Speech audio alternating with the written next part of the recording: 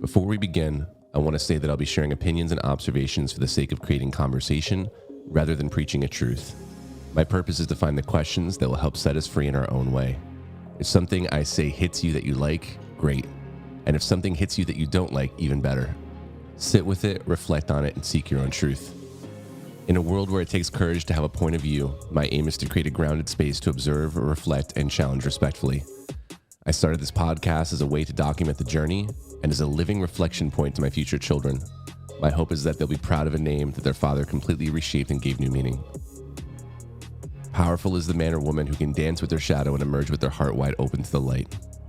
Welcome to the Connection Point podcast, and I'm your host, Chris Delaney. And today, and on each and every episode of this podcast, I want to share with you my obsession around a hypothesis when it comes to the consciousness of connection in life, business, and branding. It's this idea that at the core of all human beings, there's a drive for connection, the being seen, heard, and understood, not for who we present to the world, but for what and who we really are, cut from the same fabric. I believe we can do this through sharing our humanity and the powerful stories embedded in each of our lives. So as we start with our guided intention, I want to share this. My guiding intention today, which is a little bit unusual, is to unlock the brilliance of someone I deeply admire, respect, and love.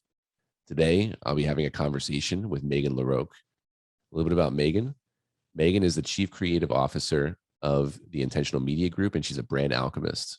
20 years of experience in the music industry and a fresh digital and brand perspective. Meghan La Roque is a true creative ally and director.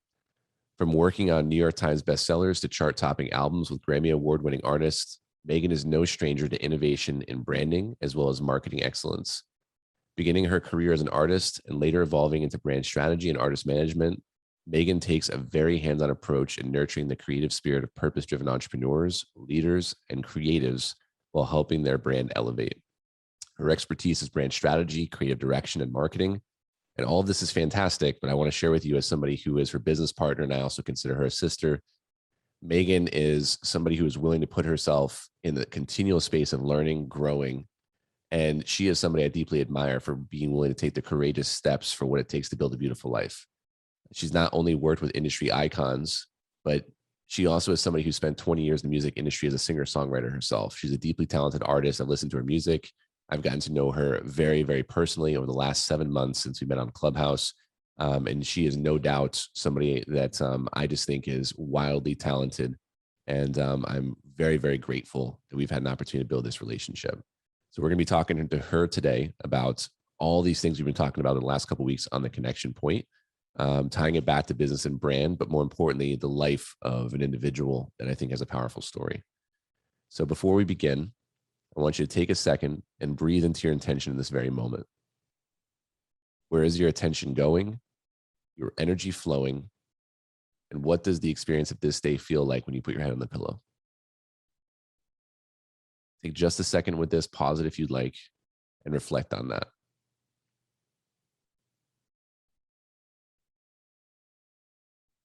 Perfect. Let's go ahead and get started.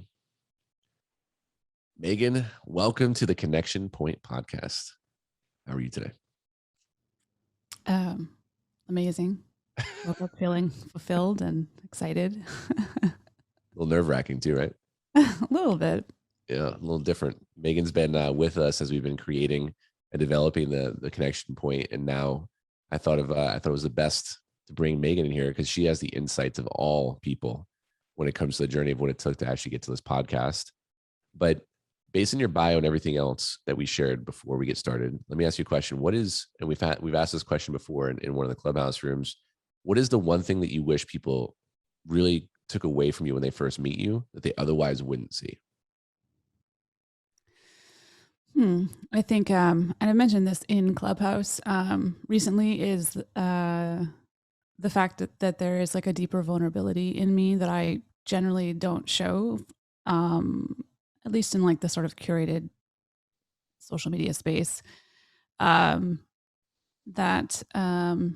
there's also like a deeper wisdom that I don't always, I think I play with that when it comes to art. And there's a confidence. And so there's sort of a myriad of all of those things. And sometimes I just like, I hide a little bit. So I'm a bit of confidence and a bit of insecurity. And that all merges together with a deeper wisdom. Yeah, you've brought this term to me before, and I'm interested in how you would explain it to folks, because I think we have quite a few creatives who listen to the podcast and who enjoy the content we create. But you have a term called the shadow artist. Can you kind of explain what that is and what that means?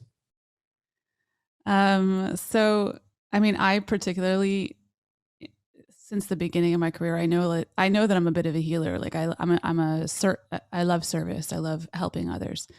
Um, and so oftentimes I will find a person that I also have the ability to see talent. Uh, I think that's why I excel in the brand space, because I can see a person for who they truly are, who they envision themselves to be, and I can elevate that and nurture that within them so that it emerges.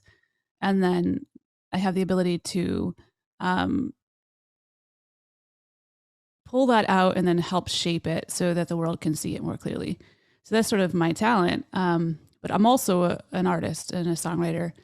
And the shadow part of me can sort of become consumed with the other, like the person that I'm helping. So it's hard to grow in the shadow of an oak. Mm. So for me, it's like, people like you who sort of push me to show up and speak. Like that's the sort of uncomfortable thing for me.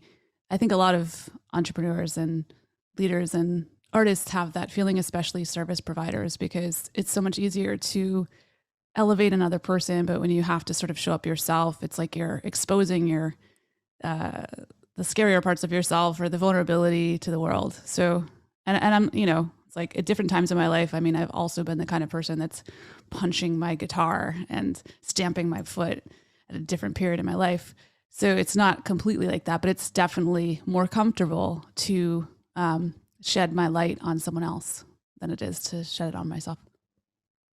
I think we could all resonate with that, because I think that's there's that external thing, right? We give the gifts to others, and I think that's I found that to be the case across pretty much everybody that I've met who's incredibly talented. Is we can't do it for ourselves, right? We need that reflection point back to us.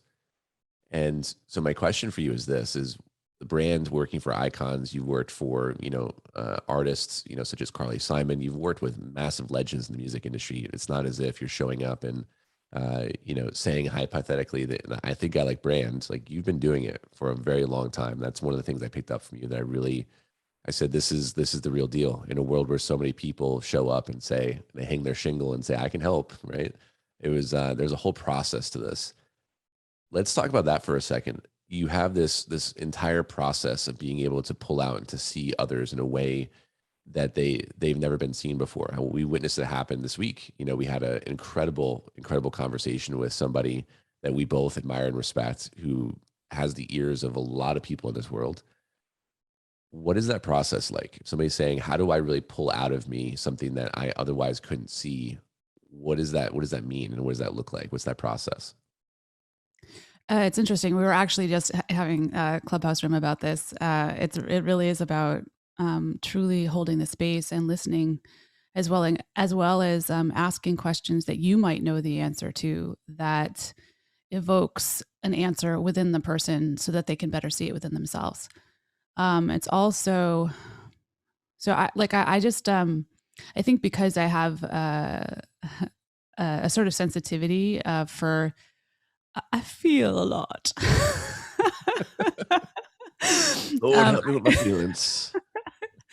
so usually when I'm interacting with a person, I can really feel a lot of who they are, and I can usually see behind what they're hiding. People like Carly are she's extraordinary, and she shows up. There's not much to see there that she isn't already showing. That's why I'm drawn to people like that.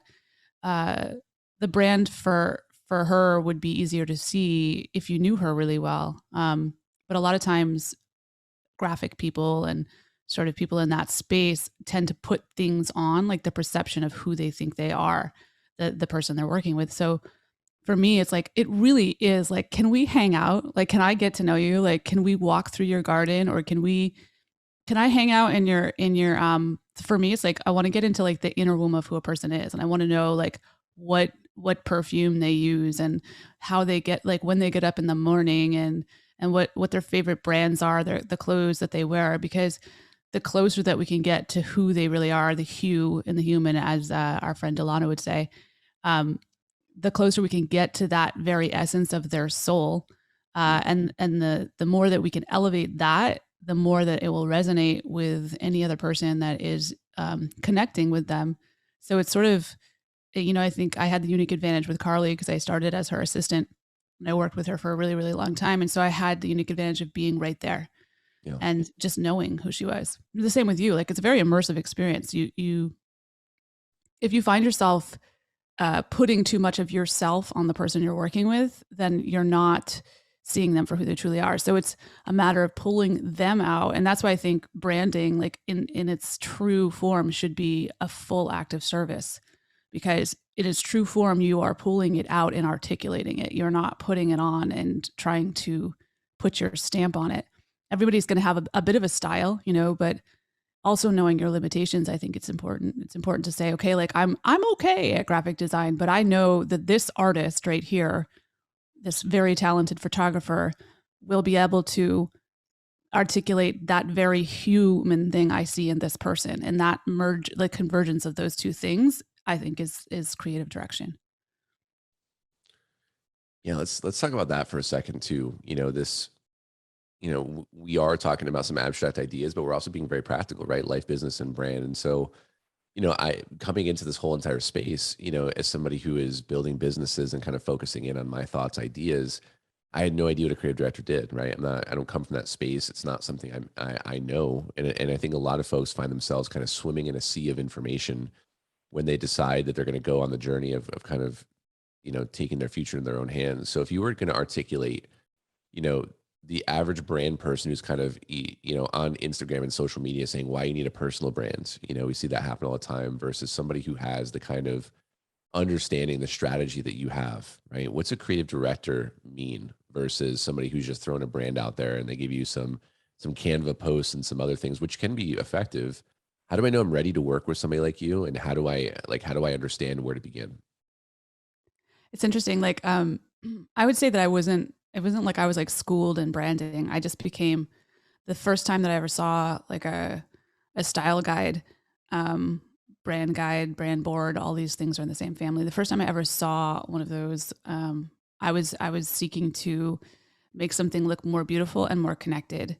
Uh, and I remember, um, then I took a turn into entrepreneurship. I started a management company, La Roque Management, and then from there, I started sort of, I would say almost like a side hustle, which was definitely that branding space full on. And it also was a bit of the reason I'm going into this is because it's the thing that I feel like is unique, um, but isn't necessarily unique to people that are high end in branding, but is unique to what I discovered in this process is that I was moving into personal development. And the reason why is because I really wanted people to align with their true purpose in their business. And I knew that that was like the anchor that I was interested in. And then as it developed, I realized that the reason why I wanted that is because ultimately I can't do my job in a brand space or in a graphic space or in a canvas space, any space, until that person is really defined in who they are and what they want. And that is the piece that I think is unique in the way that I brand, because it's sort of like you and I do this together. It's the pulling out in the sort of personal, as you say, purposeful development part of things. If a person does the groundwork, then they can build a beautiful business and brand from the ground up. So I would say that's a little bit, I wouldn't say it's unique to branding, but I think the questions and the process that I usually work through with clients and people within the collective has to do with asking themselves the questions that's going to help them emerge into the inner rock star that they are. It's interesting. So when I'm pulling away from that conversation, which I think you and I both agree on, and I might ask some questions that's going to help the audience is, this idea of a through line, the idea that we have to know ourselves first before we present it out into the world. We've talked about this before. It's like kind of getting your message right before you spread the gospel, right? Is this really truly what you want, what you believe? And I think in a world where there's such a drive towards immediacy and urgency, and we've both been accused of being workaholics or self-appointed, right? In terms of just get it done, and you condense time frames down. Is this idea of there's a moment to kind of speed or slow down to speed up, right? There's that whole entire moment where it's time to reflect and really understand, because it's a creative process. You are co-creating with an idea, and you want that best expression of the idea. And so maybe that person's not ready for the journey of building a brand. Maybe they're not ready for the journey of building a business, right? That can happen too. Same thing. You find somebody who thinks it's just super simple. Just, here's 3 months to build $100 million business online, right? It's just a totally different process. So that makes a lot of sense. And so one thing that I really struggled with when I was struggling with, and I really needed your expertise, was I have a vision, I have an idea. How do I turn that into a physical digital asset, right? How do I communicate that to web properties, digital properties? All these things are going to happen. And so you became somebody who actually leveraged my time tremendously and created exponential value, because I could communicate an idea and it was just like into a thing very quickly. Is that natural to you? Is that a function of like what you believe you bring to the business world and to the marketing or the branding world? Is that just a natural talent that you have? I would say that's 20 years experience. Yeah. No, and I say that because I can't. And we've talked about this before. I think I released like 5 demos when I was a musician. I honestly feel like the brand experience I have started then. I just didn't know what it was called. It was a product.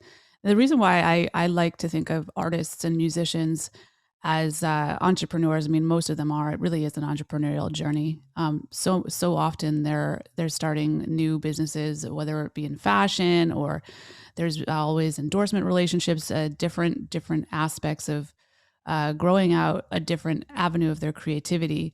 And so when I first put out my first demo, I remember my brother Jared and we like walked down. Actually, I put one out prior that I just like don't usually like tell anybody about, but when my brother and I like took a mirror and we went down. We were living in San Diego, and we like put the mirror up against, the backdrop of this beautiful like mountainous type thing, and the ocean was in the background, and there was this whole like choosing the fonts. I was using like just not the cutest fonts. Like I think it was like I don't know. Sans? Yeah, no, it was a Comic Sans.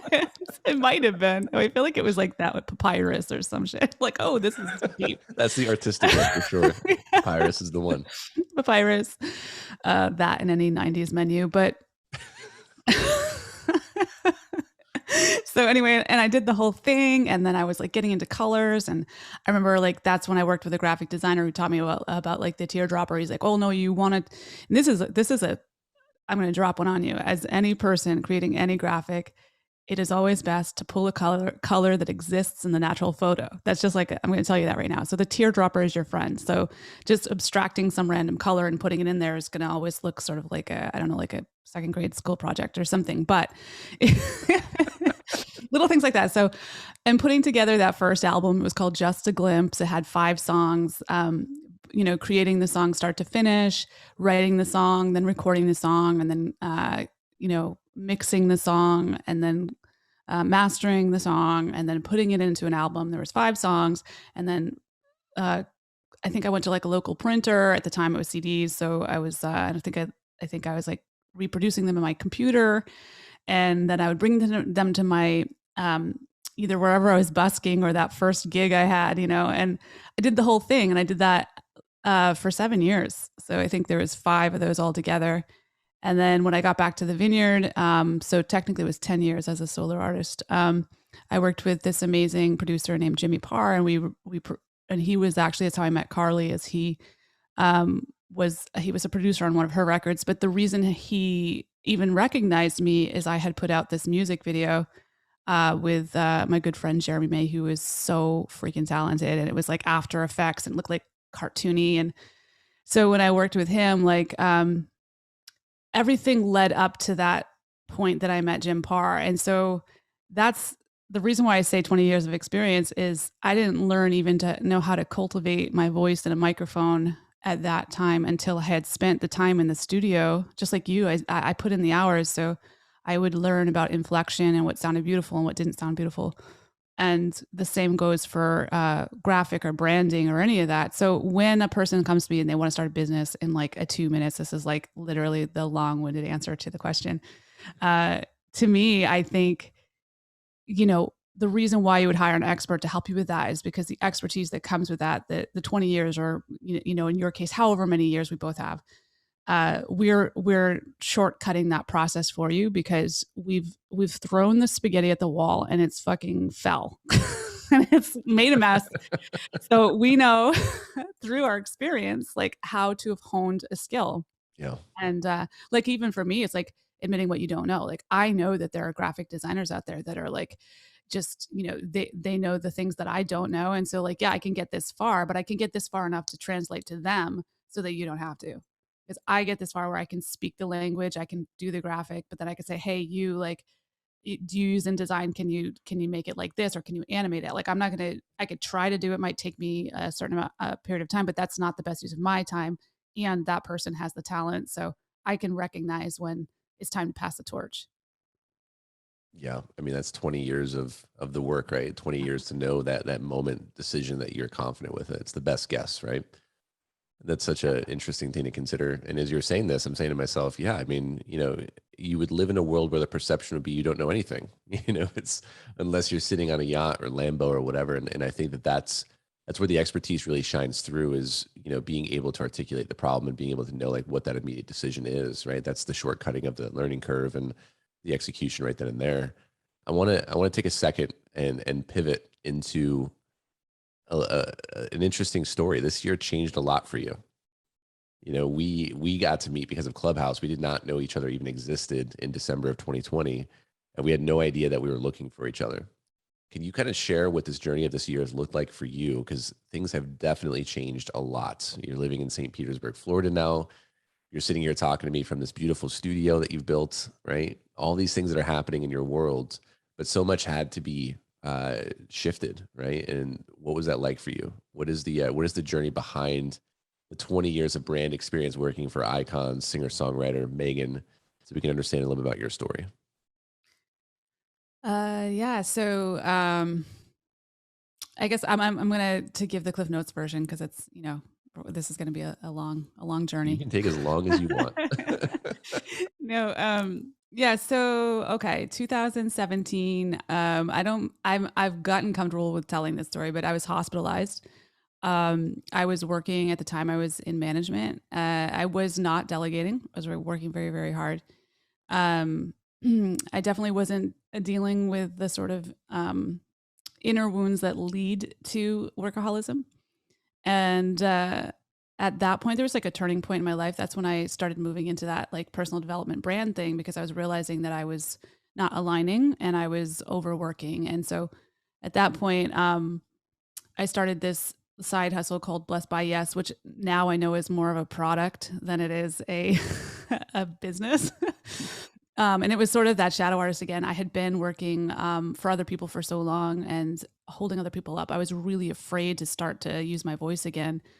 And I was sort of comfortable being that shadow artist that we talked about. And so I sort of hid behind this Blessed by Yes thing, even though I will say the Blessed by Yes, I still believe in the principle of following your yes. Like that's why I say it's more of a product.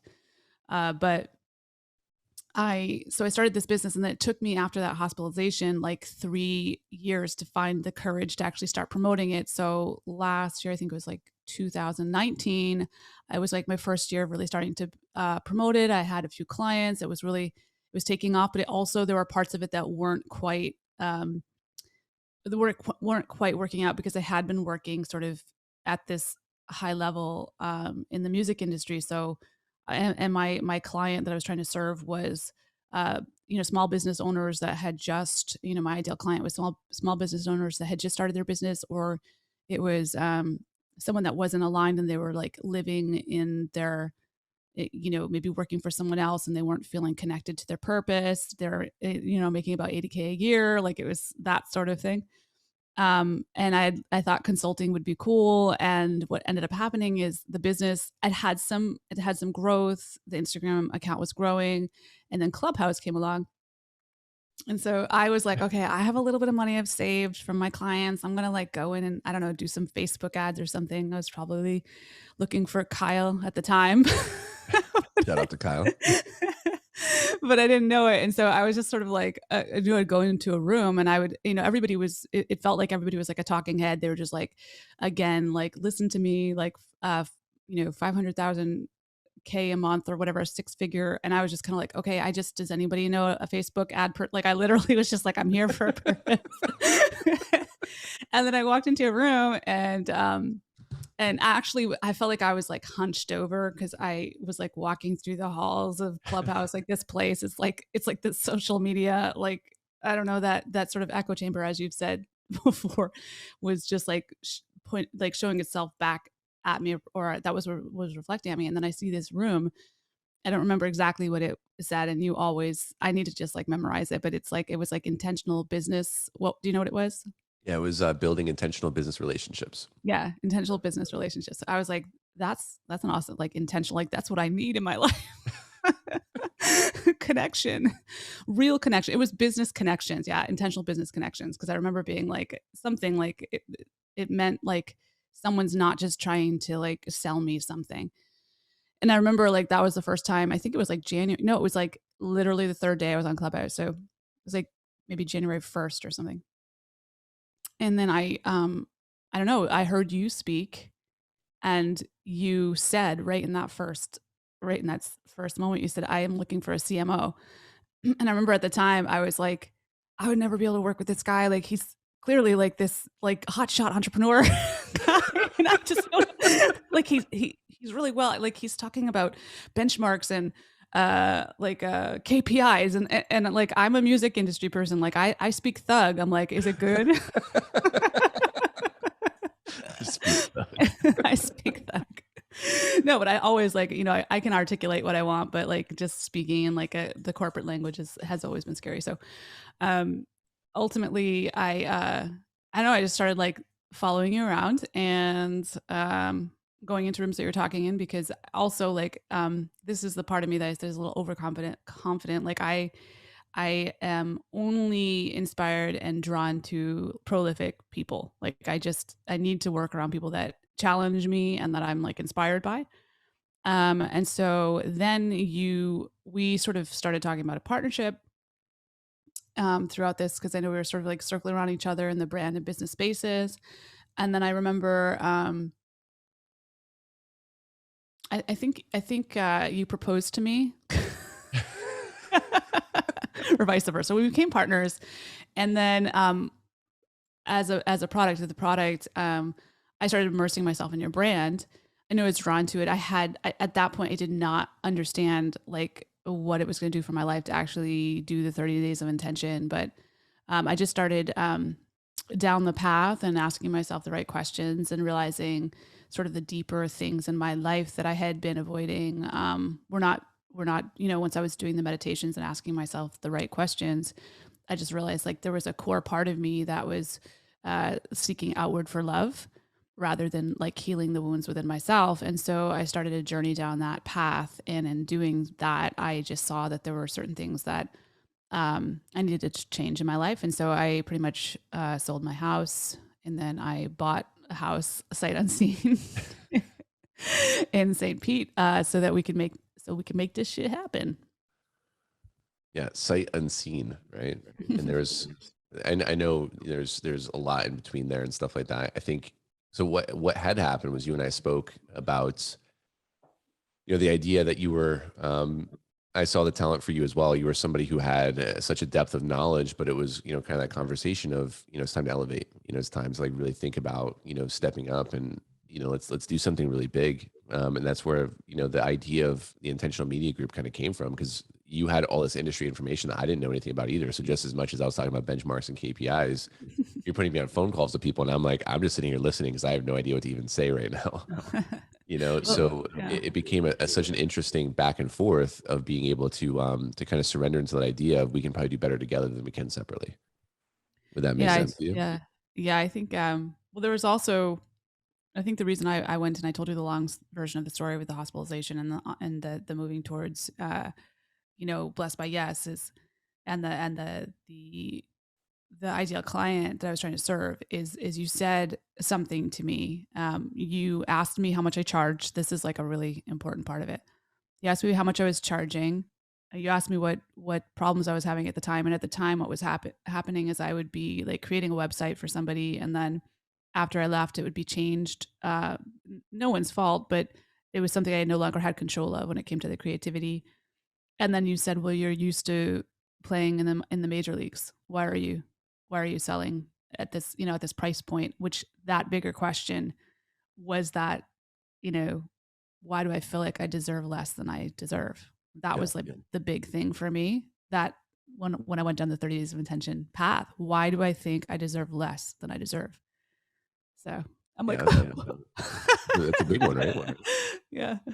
So it can be relatively challenging, when you find yourself at a place. And I'm gonna hit a quick snap here real quick. There's an echo real quick. I just want to check in and see. Kyle, were you hearing that echo at all?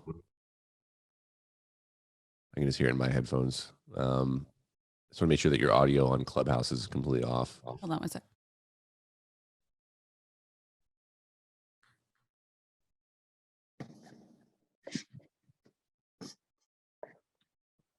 Hello.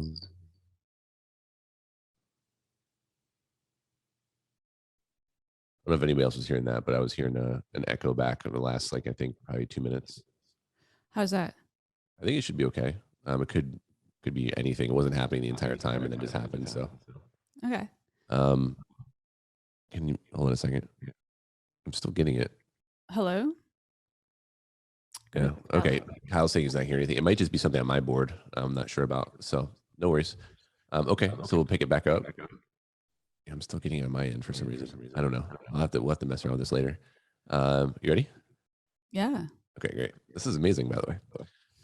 So we'll do the clap again to get back to the main thread. 3, 2, 1. Okay, so it was the conversation about not playing at the level of potential, right? You're used to working with industry icons who have access to all these resources. So that I think that could be a really good question too, which is how do you go from taking yourself from a position where you have access to any possible solution that you need, right? If you need PR, if you need a podcast done, if you need a book deal done, a New York Times bestseller, and then you and I started working together, particularly on my personal brand and stuff like that. Can you walk through kind of your thought process around how do you begin to think about taking a brand from the beginning to a level like that versus starting from there down?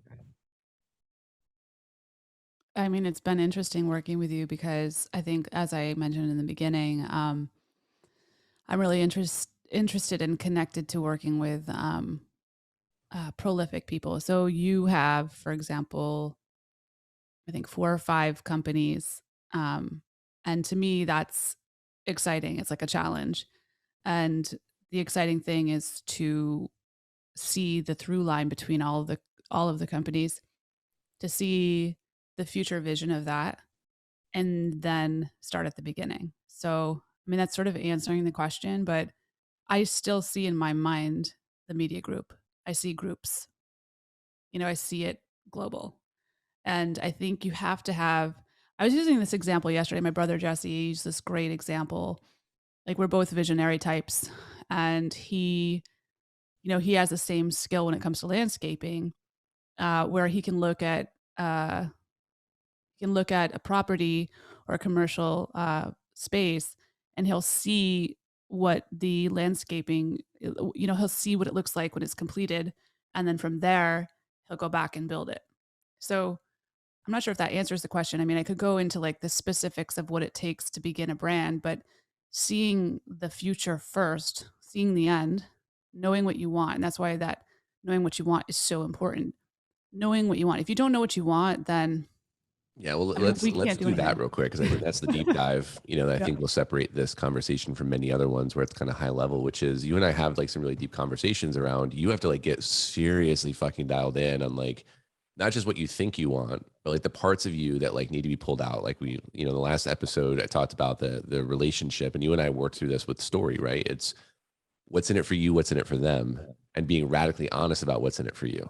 How important is that process? Because you and I both have witnessed and experienced the idea of, when we're serving, you said branding is an act of service. I believe advising, especially in business and pulling through a business vision, is the same thing.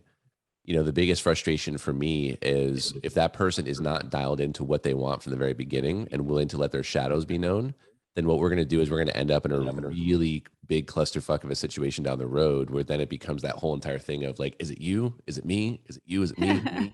And then you find yourself getting frustrated because you're like, this is what you told me you wanted. It seems like things have shifted and changed. Why are you not committed to what you said in the first place? Were you being honest and open with this? It's not a bad thing. I just need you to be as open and honest as you possibly can and not just say, I want to impact the world. Like anybody who comes to me and says, I want to impact the world, you know what I say? Do you want to change the world because they make it easier for Yeah. you or because you think that you're better at leading the world? And either one needs to be answered. So, what are the real questions we need to consider when it comes to, thinking about, people get excited about being on stages and writing books and bestsellers and everything else. What is the reality of this and what do we need to think about? Yeah, I mean, I guess the question would always be why. I mean, that's the question I would always ask, and of course, it's kind of like on trend in social media to say, "What is your why?" But it's the same thing. Like, why do you want to do that? What's the purpose of it?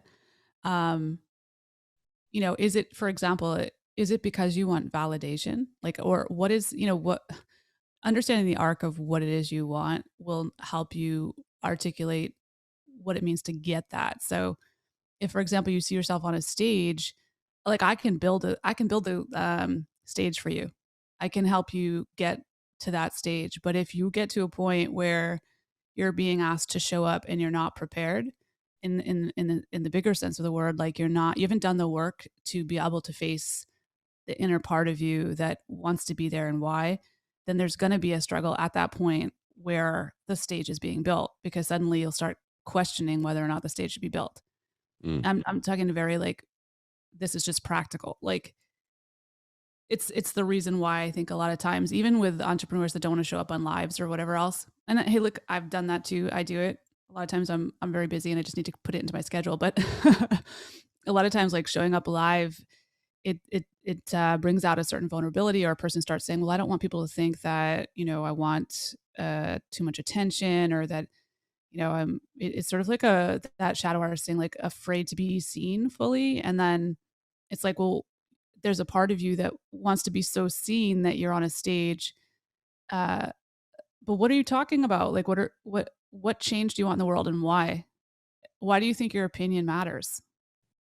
I think that's the question to ask. Like, what are you teaching me? And like right now, if you can't tell me, who is a person that would be listening, what your intention is, then there's nothing I can do to help you cultivate that. yeah. What comes up for me is this idea that you are literally in this period of time. You were talking about 20 years, and I agree. It's we want things so quickly, so fast because we're so used to looking for a result, and results are amazing. Like I am somebody who, traditionally am acculturated to the idea of results. You want to see the fruit of your labor, but it's the continual like falling in love, and this is going to be cliche because cliches make sense of falling in love with process and the journey and recognizing that and you said 4 or 5 companies. I want to be super clear. These are companies that are in works, right? Not necessarily multi-million-dollar companies. We have done it in such a way that they're being rolled out in a very methodical and thought through fashion because we have certain goals. We want to be able to first and foremost establish the media company so that we can be a go-to to understand how to translate the unseen. And as you stated, you created the tagline, right? To redefine the narrative, to turn on the TV and to see something different than doom, gloom, disaster at 6, 12, 6, and 11. And to also be able to get the microphone to people who we've met on through Clubhouse, which has been a powerful medium to meet people that we would have never met because of the serendipity that's kind of going away now. But we saw an opportunity, and we've noticed that there are people out there who are kind of emerging with something to say that can't say in a static post. Mhm. From there, being able to take it into the ability for us to invest in these brands, these companies, these people, and to be able to help them bring this stuff to fruition. Because I think that the interesting piece that you communicate with me, if you're listening and you're somebody who is an entrepreneur at heart and really like an experienced entrepreneur, I think you're going to really enjoy this, is the idea of artist management. So bringing the concept of artist management as a business model to entrepreneurship and brands beyond the music industry, I think is super fat. It really intrigued me right away because it made sense. You and I both agreed if we could solve the problem of helping somebody who's meant to really impact and teach the world, if we can make it so that they never have to worry about anything else than that, what becomes possible for their impact in humanity? Can you kind of articulate this a little bit in terms of what that means by artist management, and how that's kind of disruptive or a little bit innovative on traditional business? Yeah, I mean, I think media is the same for any person, but so often people think, well, when they think of media, they think of like, I know the Kardashians, or they think of Miley Cyrus, because those people have the means uh, to be seen and to work the PR, right? Mm. So the only difference is, so it's the same vehicle for anyone. So if someone at like Elon Musk's level is just using the media, and it's the same. I think a lot of newer entrepreneurs don't necessarily know this, that it's the same exact process for Elon Musk as it is for Miley Cyrus. It's media, and so ultimately, it's just a matter, like you just said it so perfectly, that it's a matter of who has the microphone. So it's to me, to simplify it, we know that there's a certain set of circumstances, a certain set of people, there's a certain set of guidelines and parameters to excelling in media. All we need to do is the um, create the agencies for us to do that. When it comes to artist management, um, when you think of an artist, most of the time there's a person like in the management space, or a company that is cultivating the relationships, building the team around them, and then negotiating the contracts with the agents. And so they're not like free agents. So again, same thing. Imagine that an entrepreneur has a team around them that is making sure the creative's on point, that's making sure that there's the right legal and financial team is in place, that's um, brokering the relationships with the all the agents, the book agents, the publishing companies. It's like I feel like a lot of entrepreneurs are like free agents, and they're like, I'm just going to release my book on Amazon. It's just like, why not like build it up and approach? And I suppose that's because I have some of the relationships, but approach the book companies and pitch them on the book, and then let the book company run the publishing, knowing what you know about, or knowing what I know about book companies. They want the aid in marketing often. So, I mean, it's just like any machine that has all the different parts. Media is the same way. And I think, to me, when you and I first started working together, I remember having like very clear visions about just the nature of media. And I'm very much drawn to it because I do believe that if us as a human species, if we look at media, it's an immediate reflection of ourselves, sort of reflecting back at ourselves. Ultimately, the only thing that differs between us living a more satisfied and blissful life would be if we were focusing the media on the solution and not the problem. So true. I think we spend so much time in awareness, right? It's October. And I know in October what happens. It's Breast Cancer Awareness Month. And, as somebody who, lost their mom to breast cancer and saw the ins and outs of that, the biggest thing that I have is I get super frustrated, right? We know that breast cancer exists. We wear pink. It's one of those things where we live in such an awareness world.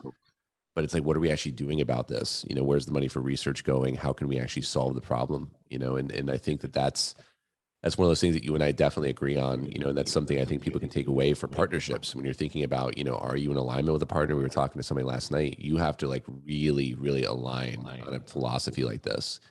If you're spending your time just drawing attention to problems because you want to create that dopamine hit and just get people emotional and stirred up, that's traditional media. you have to also be willing to walk people through, like, don't drop a bomb on the village and not be willing to rebuild, right? I think that's such an important piece. And and I think we can have, obviously more conversations. We're going to, Megan is going to be a voice on the podcast. And she's obviously a mainstay in all of the content we produce and everything else. But, as we wrap towards the conclusion of this, my question for you is this: is the three core human stories, life and death, love, and the spiritual journey. How do you personally think that those connect into the journey of life, business, and brand?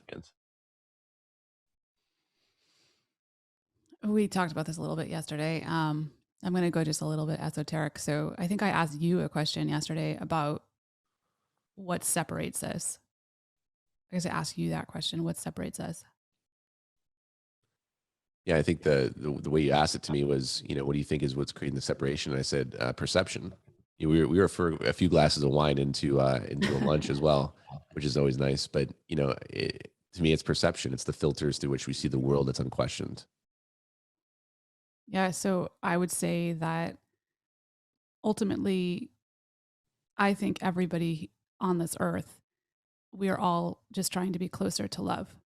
And I think that the things that separate us can be found in those stories. And it's the things and the pain points, the ways that we heal through those things, and the ability for people to tell their story or their hero's journey through the healing of those pain points, those three stories you talk about, are the things that bring us closer together and closer to love. And the more that we can see that in each other and understand that each individual has their own set of stories like that, then we can become we can connect, and the separation can dissolve just a little bit more. Love that. Final question. So we've asked this question a bunch. I think you know what I'm gonna ask, but what are you afraid people are gonna find out?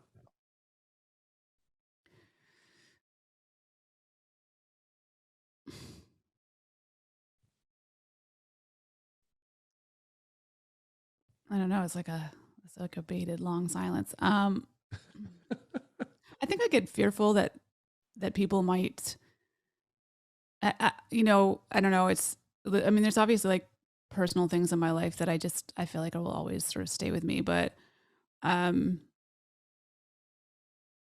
I think it's that maybe they won't take me seriously, because of, the thing I was telling you earlier about the emotional sensitivity. Like when I was younger, it was like, you're too emotional or whatever. So it's like the thing that I fear the most is the thing that I actually want the most. So maybe the very thought that I will be found out for not being, I don't know, it's like the fraud thing, I guess. Am I a fraud? And then that's like the insecurity thing. I don't know. Because it's something that we're making up. Like I don't necessarily go to school to become like a brand person, but I can tell you with conviction what my heart says about whether or not a person is being honest or, living in integrity in their brand. And I know that, and I know talents, so I'm really confident about it at the same time. So it's funny. It's just like the complete opposite. The shadow of it is like, am I full of shit? We talked about that yesterday too. It was exactly what we said yesterday, right? It's like the fear is, what if I'm just full of shit and really good at talking? This has been a great first conversation. I think that we can take this down a rabbit hole much, much deeper. We have so much more to talk about, and this is like literally the beginning of the journey. So for those of you listening and have listened this far, we appreciate you for tuning in to the podcast. If you have any further questions and you want to take the conversation a little bit deeper, please make sure you reach out to us. All the information will be in the show notes. Of course, we take the raw episodes as we produce these live on Clubhouse. They go directly into the collective, our private platform, where Megan and I actually work through the process of coaching people through business and brand together, which has been amazing to partner up and to have these conversations.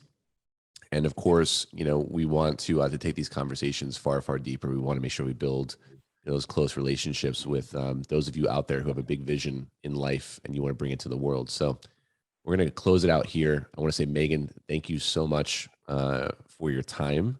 as always, even though we work together and everything else, I'm always really thankful for your insights, your energy, and the space that you bring. So was it as nerve-wracking as you thought it was going to be? No, because it's just talking to my friend, Chris. Amazing. The studio also sounds amazing, by the way. So this is great to hear your voice and the way it's meant to be heard. So we're going to wrap. And as we always wrap up, I always say the beautiful life, the business and brand that you desire is not a matter of chance. It is a matter of intention. None of us are separate, in my opinion. We're only cut from the same collective consciousness in that fabric. And so remember that everything that you desire is the other side of that action, that decision. We look forward to talking to y'all very soon. We love y'all and take care. This has been another episode of The Connection Point. And if you want to support us, then you can do it in the following ways. Leave us a review on your favorite podcast platform. Like, comment, and share this with someone who needs to hear it. And connect with us on all social channels. And if something moved you in this episode, then join us in the Intentional Collective, a private community where we take the conversation deeper while providing coaching, guidance, and support, all at theintentionalcollective.com. We look forward to seeing you next time. And until then, we believe in you and your mission and can't wait to hear more.